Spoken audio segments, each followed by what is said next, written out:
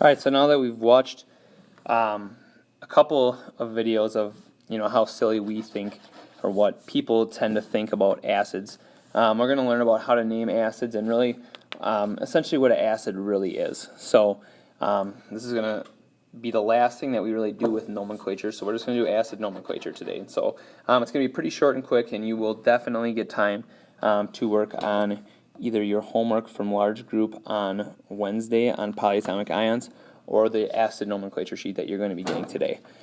So the first thing that we're going to talk about is we have some rules for atoms, and so or for our acids, and it depends on a couple of things. We're going to have two different types of acids. We're going to have what's called a binary acid, and then we'll have acids with polyatomic ions. Okay, so basically any time that we have an acid, it's going to be because we have hydrogen attached to something. So every time you see hydrogen, you're going to think acid. Okay, and when we have a binary compound with hydrogen, so that means binary just means it's two atoms. We have a special way to name these, and there's really only 4 possibilities here, because it's going to be hydrogen and any of the halogens. But basically what we do when we're naming these is we start out the name with hydro. So you guys have all heard of probably of hydrochloric acid before. So we start with hydro, and then what we do is we drop the ending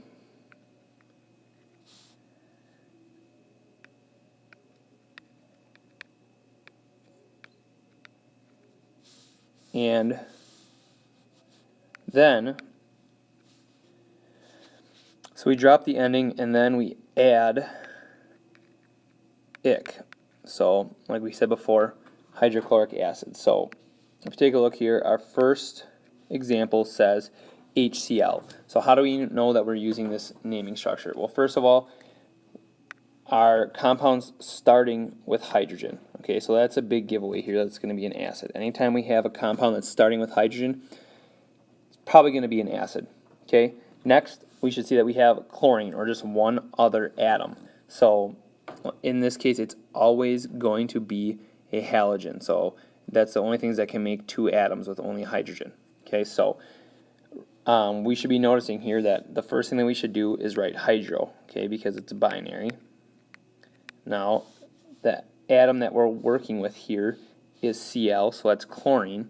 So we start out by writing the beginning of chlorine, but we're going to drop the INE and we're going to add IC instead, and then we always write acid at the end. So if you're given a name and you're trying to go to the formula for an acid, it's really, really easy because it always says acid. So that should be hopefully easy for us to understand. Okay, and the next one here is HI. So once again, it's binary. There's only 2 atoms. So we're going to start out by writing, so our answer here is going to be hydro.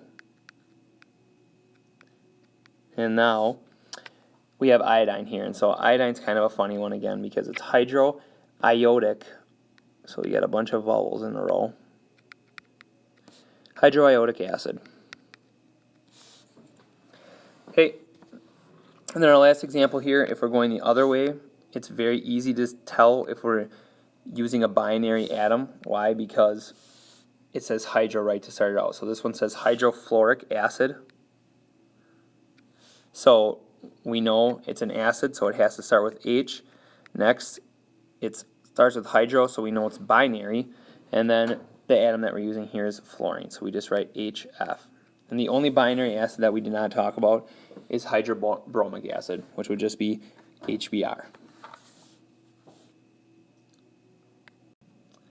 Alright, now the other type of acid nomenclature is going to be acids with polyatomic ions. So it's either going to be an acid, or it's either going to be a hydrogen and a halogen, or it's going to be a hydrogen with a polyatomic ion. Okay, so either one or the other. And how we know right away that it's an acid with a polyatomic ion is that the name does not have hydro in it. So the only rule that we have here is what we change the ending of our polyatomic ion to be. Okay, so if your polyatomic ion ends in 8, you change the ate to ic. Okay, if your polyatomic ion ends in ite, you change the ending to OUS. So, if we're taking a look at our polyatomic ions sheet here, the ones that we have to have memorized are obviously starred on here. I know yours looks a little bit different, but for example, if we did acetate first, if we were going to name acetate in an acid form, we would take the ATE off the ending and we would call it IC, so it would be acetic acid. If we were going to do this with bromate, it would be bromic acid. Now, if we did it with something like chlorite, it would become chlorous acid. Okay, so we're going to go through just a couple examples together, and like literally this is the end of the notes for today. And then you're going to get a worksheet to practice some of these. And that'll give us another opportunity to be practicing with our polyatomic ions. So the first thing here, when we're looking at this guy, and we're looking at the chloric acid to start, I'm going to blow this up just a little bit bigger for us.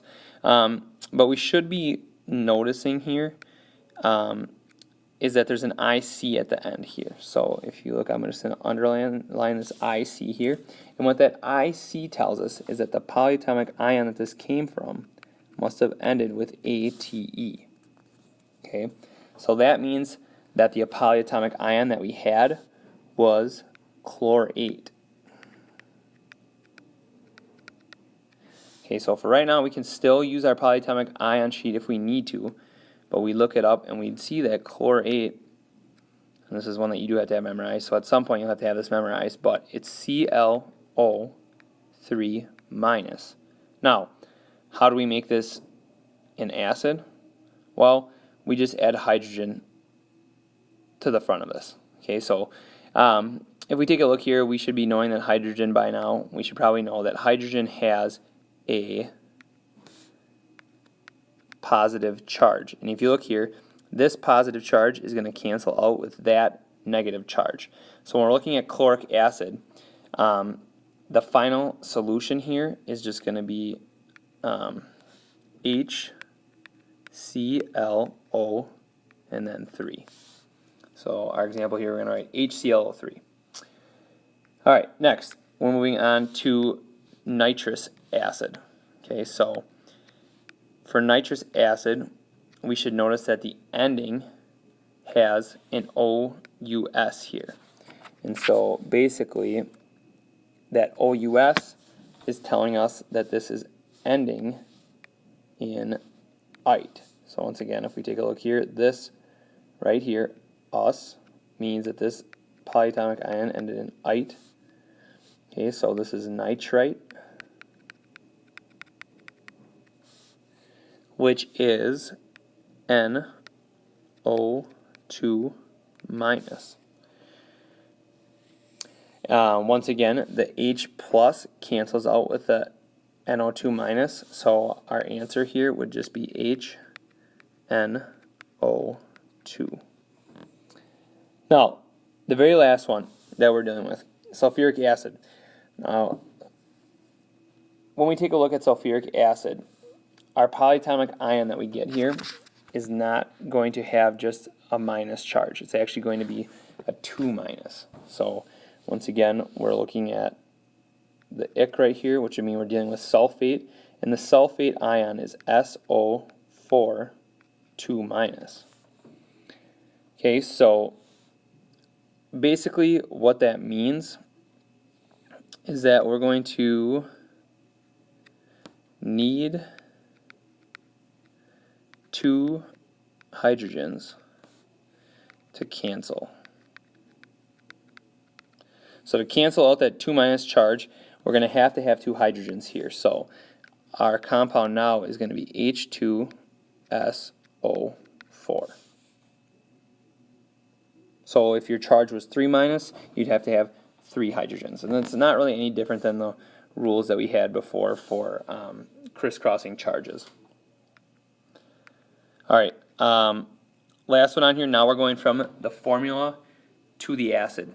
So how do we know that this thing is an acid to start? Well, first of all, we know it's an acid because it starts out with hydrogen. So if at any point you see H's like this to start out a compound, you know that you're dealing with an acid. Now, the other thing here is you know it's not binary because there's more than 2 atoms here. So there's actually like 6 atoms here, okay? So we have CO3. CO3 is one of the polyatomic ions that we need to have memorized. It's carbonate. So we would change the 8 to ic, and we call this carbonic acid. Okay, and that's literally all the notes for today.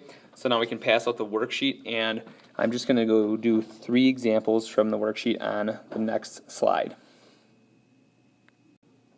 Alright, so we're going to do just 3 examples from the worksheet, and it's 1, 3, and 16. So we take a look. Number 1 is nitric acid. So once again, that IC in nitric acid should be jumping out at us. So if we still need to use our polyatomic ion sheet, we notice that we're dealing with nitrate here because ic goes with 8, so it's NO3. So then all we need to do is write in a hydrogen with it, so it's HNO3. And again, that's because the nitrate just has a -1 charge. The next one on here is acetic acid. So this is actually not one that you need to have memorized. So if when you're taking a test or something and you start panicking, you are going to be given some of these polyatomic ions on the test. So just make sure you take a look at your polyatomic ion sheet, and that's going to be able to help you out quite a bit. So if we take a look here, we're dealing with acetic acid. We drop the IC and change it back to 8. So we're dealing with acetate here. So that's C2H3O2, and it's just 1-. So if we're looking at my chart here, it's this top one right here. So that means we're only going to need 1 hydrogen to cancel it out. So even though there's hydrogens at a different part in this, those hydrogens are part of a polyatomic ion. So we would still write H to start, then C2, then H3, and then O2. Okay, so that's acetic acid there. The very last one on here is HClO4. So once again, how do you know that this is a polyatomic ion with an acid? Well, first of all, once again, it starts with H, and then we have a few atoms here, part of our compound, so it cannot be binary. So if we take a look here, we'd see that we have to find whatever ClO4 is.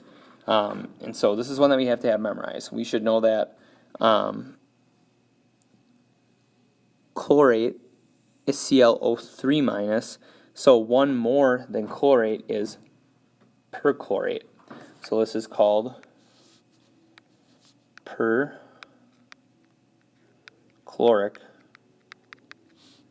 acid.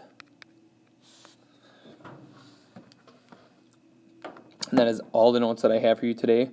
You have the remaining time to work on either Nomenclature 2 or Nomenclature 3, and I hope that you all have a good weekend.